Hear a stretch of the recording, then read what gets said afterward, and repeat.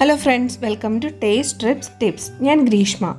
ഇന്ന് നമുക്ക് bakery സ്റ്റൈലിലുള്ള chicken roll തയ്യാറാക്കാം. ബേക്കറിയിലെ അതേ റെസിപ്പി തന്നെയാണ് ഫോളോ ചെയ്യുന്നത്. വളരെ ഈസി ആയിട്ട് നമുക്ക് ഈ ചിക്കൻ റോൾ എങ്ങനെ തയ്യാറാക്കാം എന്ന് നോക്കാം. അതിനായിട്ട് ഒരു ബൗൾ എടുക്കുക. അതിലേക്ക് ഇളം ചൂടുവെള്ളം 1/2 കപ്പ് ചേർത്ത് കൊടുക്കുക. ഇനി ഈ ചൂടുവെള്ളത്തിലേക്ക് നമുക്ക് 1/2 ടീസ്പൂൺ ഈസ്റ്റ് ചേർക്കാം. ഇൻസ്റ്റൻറ്റ് ഈസ്റ്റാണ് ഞാൻ എടുത്തിരിക്കുന്നത്. ഡ്രൈ ഈസ്റ്റ് വേണമെങ്കിലും യൂസ് ചെയ്യാവുന്നതാണ്. 1/2 ടീസ്പൂൺ പഞ്ചസാരയും കൂടി ചേർത്ത് നന്നായിട്ട് അലിയിപ്പിച്ചെടുക്കുക.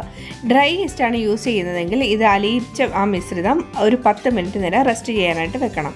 ഇൻസ്റ്റൻറ്റ് ഈസ്റ്റ് ആയതുകൊണ്ട് മാവ് ഉടനെ തന്നെ ചേർത്ത് കൊടുക്കാവുന്നതാണ്. 1.5 കപ്പ് മൈദ മാവാണ് ഞാൻ എടുത്തിരിക്കുന്നത്. അതിലേക്ക് 1/2 ടീസ്പൂൺ ഉപ്പ് ചേർക്കുക. ഇതിന് നന്നായിട്ട് കുഴച്ചെടുക്കുക.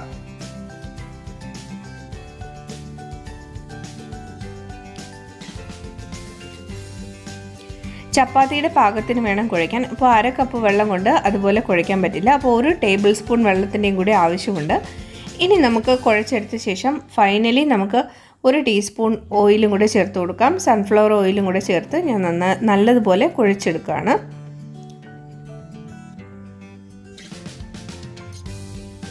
കുഴച്ചെടുത്തിട്ടുണ്ട്. ഇനി റെസ്റ്റ് ചെയ്യുന്നതിനായിട്ട് നമുക്ക് വയ്ക്കാവുന്നതാണ്. അതിന് മുമ്പ് കുറച്ച് എണ്ണ തടവി കൊടുക്കുക. സൺഫ്ലവർ ഓയിൽ തന്നെ ഞാൻ വീണ്ടും യൂസ് ചെയ്യുകയാണ്. മാവിൻ്റെ മുകളിലെല്ലാം സൺഫ്ലവർ ഓയിൽ തടവി കൊടുത്ത ശേഷം അടച്ചു വെക്കാവുന്നതാണ്. ഇത് 1 മണിക്കൂർ അല്ലെങ്കിൽ 2 മണിക്കൂർ വരെ റെസ്റ്റ് ചെയ്യുന്നതിനായിട്ട് മാറ്റി വെക്കാം. ഈ സമയം കൊണ്ട് നമുക്ക് മസാല തയ്യാറാക്കിയെടുക്കാവുന്നതാണ്. ഒരു പാനിലേക്ക് 2 ടേബിൾ സ്പൂൺ ഓയിൽ ചേർക്കുക. 2 വലിയ സവാള പൊടിയായിട്ട് അരിഞ്ഞത് ചേർത്ത് നന്നായിട്ട് വഴറ്റിയെടുക്കുക. സവാള വഴണ്ട് വരുമ്പോൾ നമുക്ക് ജിഞ്ചർ ഗാർലിക് പേസ്റ്റ് ചേർക്കാവുന്നതാണ്.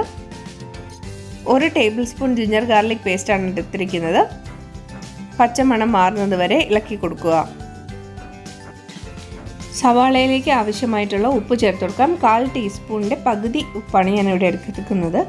2 നുള്ളു മഞ്ഞൾപ്പൊടി ചേർത്ത് കൊടുക്കുക. 1/4 ടീസ്പൂൺ ഗരം മസാല, 1 ടീസ്പൂൺ മല്ലിപ്പൊടി, 1 ടീസ്പൂൺ മുളക് പൊടി എരിവിനനുസരിച്ച് കൂട്ടുകയും കുറയ്ക്കുകയും ഒക്കെ ചെയ്യാവുന്നതാണ്. 1/2 ടീസ്പൂൺ കുരുമുളക് പൊടി. ഇതെല്ലാം കൂടി ചേർത്ത് പച്ചമണം മാറുന്നത് വരെ ലോ ഫ്ലെയിമിൽ വെച്ച് ഇളക്കി കൊടുക്കുക. അതിലേക്ക് കുറച്ച് കറിവേപ്പില അരിഞ്ഞതും കൂടി ചേർത്ത് കൊടുക്കാം.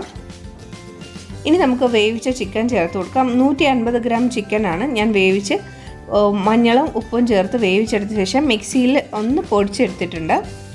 ഇതൊന്ന് ഇളക്കി കൊടുത്ത് നനവെല്ലാം മാറിയ ശേഷം നമുക്ക് മല്ലിയില ചേർത്ത് ഇളക്കാവുന്നതാണ്. ഏറ്റവും അവസാനം മല്ലിയില ചേർത്ത് ഇളക്കി വാങ്ങി വെക്കുക. ഇപ്പോൾ നമ്മുടെ 2 മണിക്കൂർ കഴിഞ്ഞിട്ടുണ്ട്. നമ്മുടെ മാവെല്ലാം നല്ലതുപോലെ പൊങ്ങി വന്നിട്ടുണ്ട്. ഇതൊന്നും കൂടി കൈകൊണ്ട് ചെറുതായിട്ട് ഒന്ന് കുഴച്ച് കൊടുത്ത ശേഷം നമുക്ക് ചെറിയ ഉരുളകളാക്കി എടുക്കാം. 8 ബോൾസാക്കിയാണ് ഞാനിവിടെ എടുത്തിരിക്കുന്നത്. ഇതിനി ഒന്ന് പരത്തിയെടുക്കാം. ചപ്പാത്തിക്കൊക്കെ പരത്തുന്ന പോലെ കുറച്ച് നീളത്തിൽ വേണം പരത്തിയെടുക്കാനായിട്ട്. റോളിന് വേണ്ടിയിട്ട് ചുറ്റിയെടുക്കാനുള്ളതാണ്. അപ്പോൾ കറക്റ്റ് റൗണ്ടിൽ പരത്തേണ്ട ആവശ്യമില്ല. ഒരു ദീർഘചതുരത്തിലോ ഒരു ഓവൽ ഷേപ്പിലോ നമുക്ക് പരത്തിയെടുക്കാവുന്നതാണ്.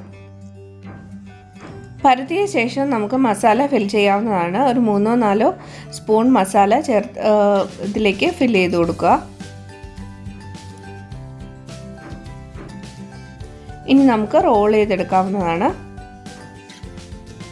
റോൾ ചെയ്യുമ്പോൾ വളരെ സൂക്ഷിച്ച് വേണം ചെയ്യാൻ. മസാലയൊന്നും വെളിയിൽ പോകാതെ നല്ലതുപോലെ കൈകൊണ്ട് പിടിച്ച് റോൾ ചെയ്തെടുക്കണം. അതിനുശേഷം കുറച്ച് വെള്ളം ഉപയോഗിച്ചിട്ട് ഈ സൈഡൊന്ന് ഒട്ടിച്ചു കൊടുക്കാം.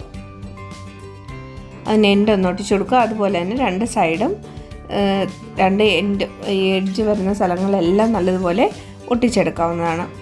വെള്ളം തേച്ച് കൊടുത്താൽ മാത്രം മതി. ഇനി കൈ കൊണ്ടൊന്ന് ചെറുതായിട്ടൊന്ന് ഷേപ്പാക്കിയ ശേഷം നമുക്ക് എല്ലാം ഇതുപോലെ ചെയ്തെടുക്കാം.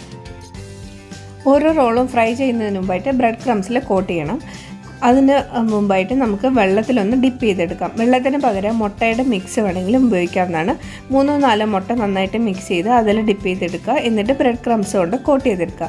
പക്ഷേ വെള്ളത്തിലാണ് ബേക്കറി സ്റ്റൈലിൽ ചെയ്തെടുക്കുന്നത്.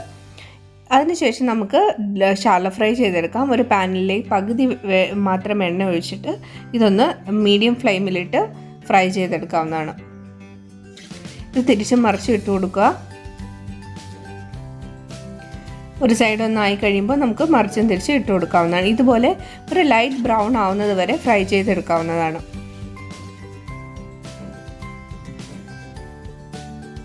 ഒരുപാട് ഹൈ ഫ്ലെയിമിലിടരുത്, കരിഞ്ഞു പോകും. അപ്പോൾ മീഡിയം ടു ലോ ഫ്ലെയിമിൽ വേണം ഇട്ട് ഫ്രൈ ചെയ്തെടുക്കാൻ. ഇതുപോലെ ഒരു ലൈറ്റ് ബ്രൗൺ ആകുമ്പോൾ നമുക്ക് എണ്ണയിൽ നിന്നും കോരിയെടുക്കാവുന്നതാണ്. ഇത് ചൂടോടുകൂടി തന്നെ നമുക്ക് വിളമ്പാവുന്നതാണ്.